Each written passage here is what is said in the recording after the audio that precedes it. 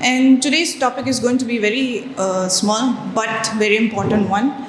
This will for sure come as a short note, or it can be a part of the long question that comes along with steps of translation in eukaryotes or prokaryotes. Either way, this is supposed to come along, okay? So you should know it, and even for Viva, there are certain terms and then there are certain steps that should remain on your fingertips. And they can question you, the examiners will question you for sure in Viva if it doesn't come in theory.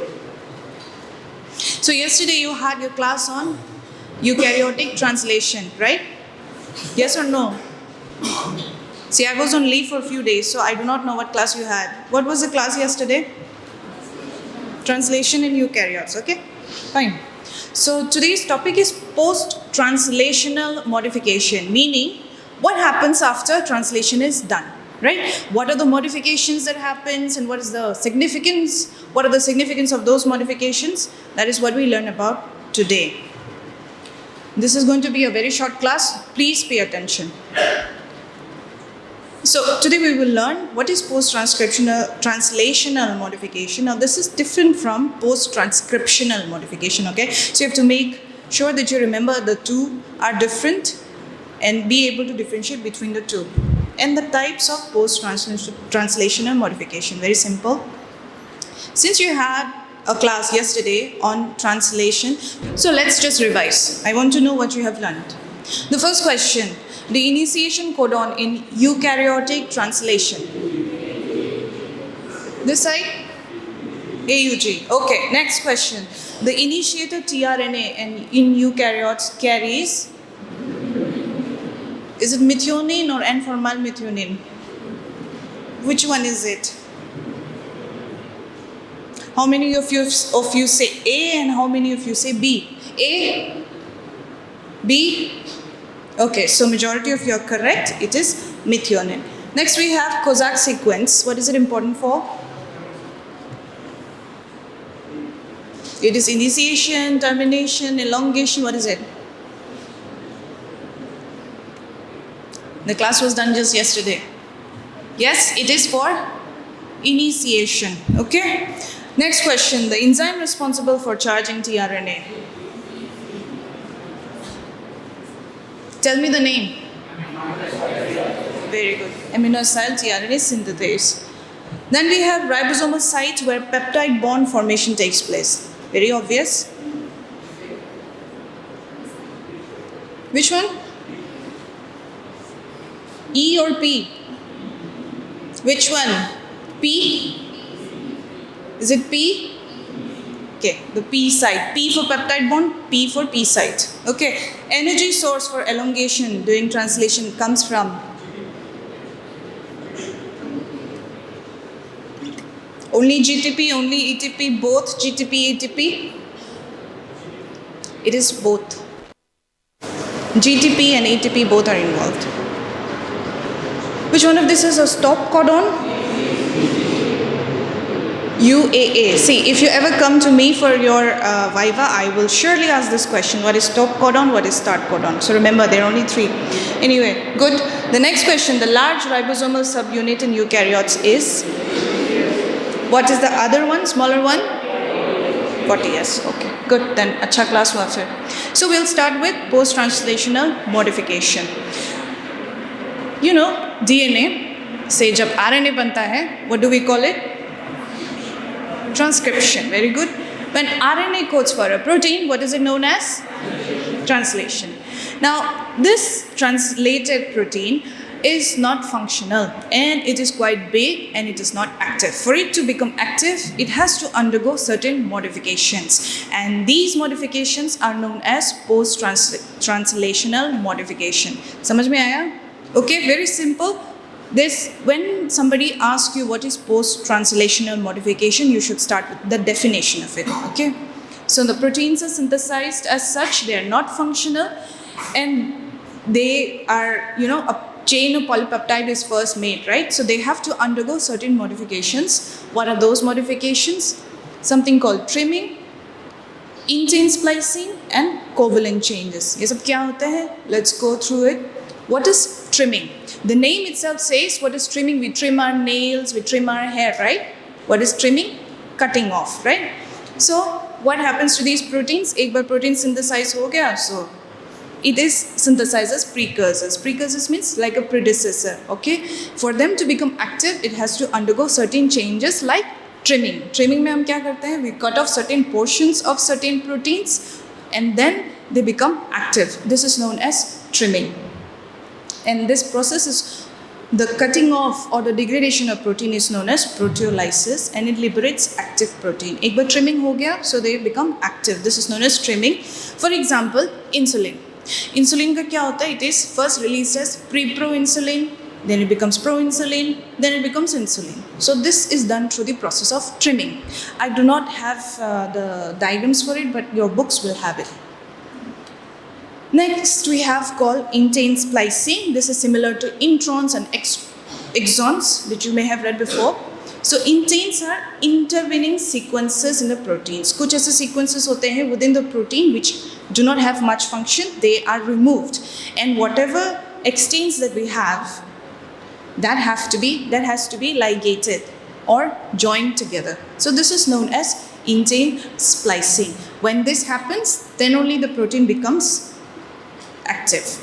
So this is another one is trimming, one is intein splicing, and the most important of them all is covalent modification. Whenever a term called covalent is involved, it means that there are certain enzymes that will be involved. There will also be attachment or detachment of certain groups. Okay, this is what is known as covalent modification. Certain chemical groups will be added or removed. So the amino acids in this case are converted to its active form or inactive form through covalent modification. What are they? They include phosphorylation, glycosylation, hydroxylation, carboxylation, acetylation, sometimes ubiquitination as well. Let's go through them one by one. What is phosphorylation?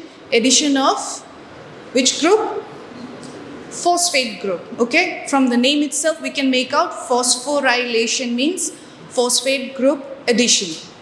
So every protein or every amino acid will not undergo phosphorylation. Only the proteins or the amino acids that contain hydroxyl groups in them, for example serine, threonine, tyrosine, etc., they will have to undergo this process of phosphorylation. So what happens when there is phosphorylation? The activity of the protein may increase or decrease, and this is done through an enzyme. Like I said, covalent modification will involve an enzyme. Over here, phosphorylation involves an enzyme known as protein kinase, which will catalyze the reaction of phosphorylation. Opposite to it, we have certain things known as phosphatases, which will remove the phosphate group. Okay, please remember, if you remember these names, you will know their function as well. Kinases will add phosphate group. Phosphatases will remove phosphate group. Okay, for example, glycogen synthase gets activated with phosphorylation. There's a whole thing how glycogen gets converted, activated, deactivated with protein kinase and phosphatases, etc. You have read it already in carbohydrate metabolism, so I'm not going to go through that. But remember, this is just one example, which is glycogen synthase in case of phosphorylation. Now we have something called hydroxylation. This is the addition of which group? Hydroxylation will be addition of hydroxyl group. Very good. So the amino acids proline and lysine undergoes hydroxylation to form proline will become hydroxyproline, lysine will become hydroxylysine. Where have you heard these terms before? In collagen synthesis, right? And see, this happens in ER, endoplasmic reticulum, and it requires vitamin C. So you have read about vitamin C, how vitamin C is involved in collagen formation. It's because of this post translational modification process known as hydroxylation. Okay, so remember this example as well. Then we have glycosylation. This will be addition of, can you guess what group will be added here? Glycosylation. Glyco, where have you heard glyco? Is it a lipid, protein, or a carbohydrate? A carbohydrate. So whenever we add, whenever carbohydrate moiety or glucose or any carbohydrate substrate is added to a protein, this is known as glycosylation.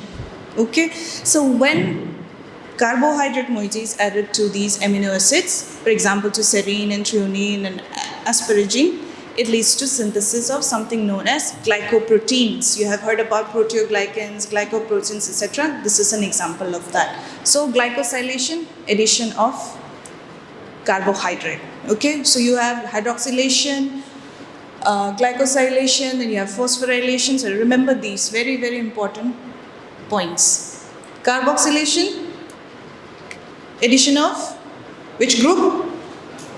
Carboxyl group. Okay, this is not carbon dioxide and this is not carbohydrate. This is carboxyl group. Like hydroxyl group, there is carboxyl group, amino group and carboxyl group. So carboxylation, addition of carboxyl group.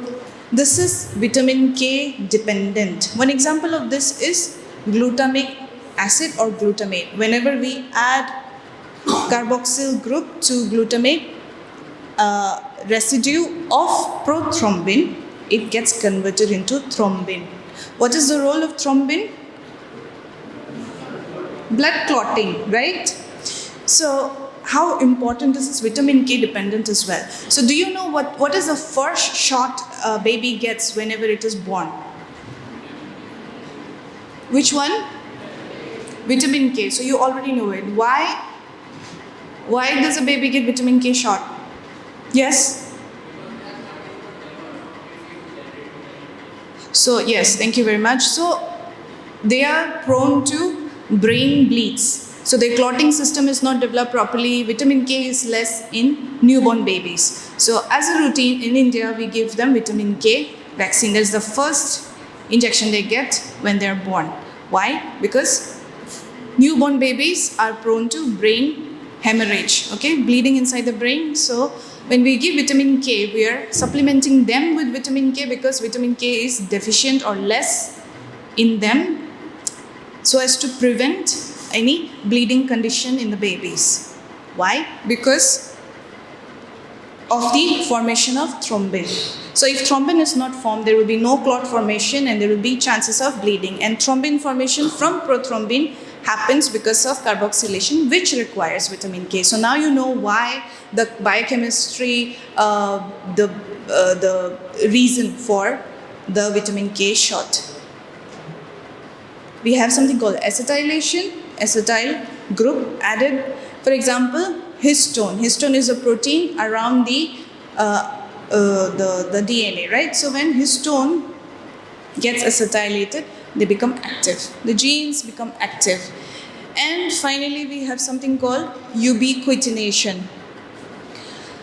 Ubiquitination. So apart from all the other modifications that we have seen, there will still be certain proteins that have to be degraded quickly. Some proteins will be there, they undergo protein has to undergo certain folding, certain modifications. There will be certain, protein misfolding, you have already read about it in one of the ECE class, so I'm not going into that. But protein, when it undergoes misfolding, when it doesn't fold on itself in a proper way, that has to be removed from the body.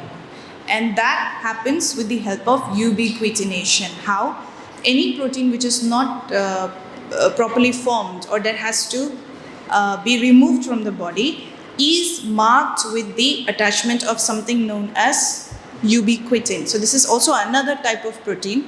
So whatever protein or polypeptide chain we have will be given this ubiquitin. So ubiquitin will go and attach with it and become as a marker for that protein to be degraded from the body. So that degradation happens in cytosol in proteosomes. There are certain areas known as proteosome where these proteins will go marked by ubiquitin, enter into proteosomes in the cytosol and get degraded there. Is it understood? So let's revise once again. You have post translational modification, One of them is trimming. Then we have intein splicing. This is very similar to trimming, right? But here we have extains and inteins. So inteins are removed, and extains are joined together. This is intein splicing. While in trimming, we just trim. Then we have covalent modifications. They are phosphorylation, glycosylation, hydroxylation, carboxylation, acetylation, and ubiquitination. Hydroxylation, phosphorylation, the hydroxyl containing amino acids will undergo phosphorylation, and protein kinases are the ones involved there. For example, glycogen synthase enzyme. Hydroxylation in proline and lysine, vitamin C is involved, collagen formation is involved. Glycosylation, addition of carbohydrate moiety. We have carboxylation, which is vitamin K-dependent, and glutamic acid is involved in here. So there are two vitamins involved in the process. One is vitamin C and one is vitamin K. Vitamin C is involved in hydroxylation and vitamin K is involved in carboxylation. So these are very small important points that you have to remember, which will for sure come in Viva as well. Even when you prepare for NEET exam also, these are the things that they ask, because these are the small things that we overlook most of the time. We prepare for the bigger topics, and then these are small things that get missed out. So remember that. Acetylation and ubiquitination. So this was a very short class for you. Thank you for your attention.